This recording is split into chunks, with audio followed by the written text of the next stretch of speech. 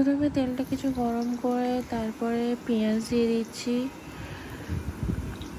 পেঁয়াজটাকে একটু লাল ব্রাউন, হালকা ব্রাউন হয়ে গেলে ওতে লঙ্কা দিয়ে ভালো করে ভেজে নেব। প্রথমে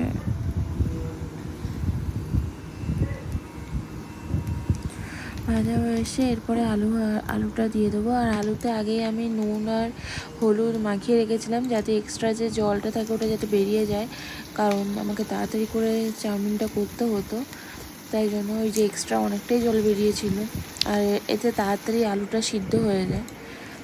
আলুটা হালকা ব্রাউন হয়ে যেতে আমি এতে ম্যাগি মশলা দিয়ে দিচ্ছি টেস্টের জন্য।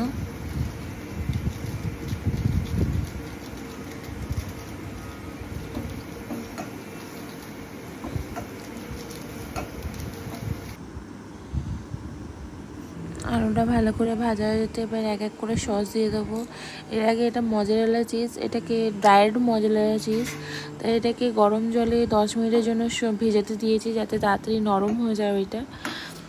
আর এরপরে আমি একটা একটা করে সস দিয়ে দেবো এখানে। প্রথমে চিলি সস দিচ্ছি,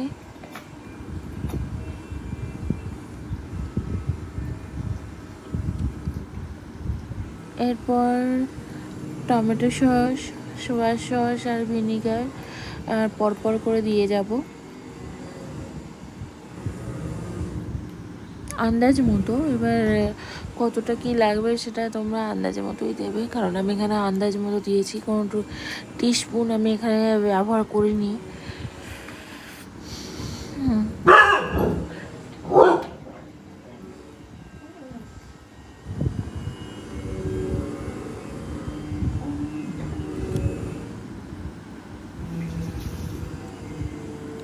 ভালো করে নেড়ে নিয়ে তারপরে চাউমিনটা দিয়ে দিচ্ছি। চাউমিনটা একটু ভালো করে নেড়ে নেব।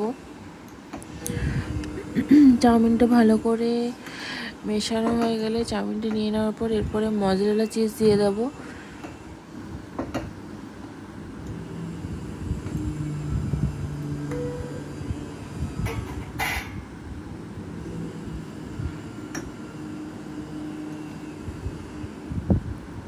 মজারেলা চিজ দিয়ে এটাকে ভালো করে আরেকবার নেড়ে ভালো করে ভেজে নেবো, মানে 1-2 মিনিটের মতো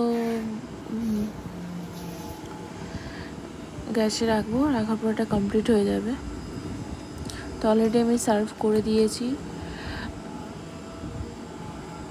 দেখতে কেমন লাগছে বলবেন, প্লিজ সাবস্ক্রাইব করবেন, কমেন্ট করবেন। হোমমেড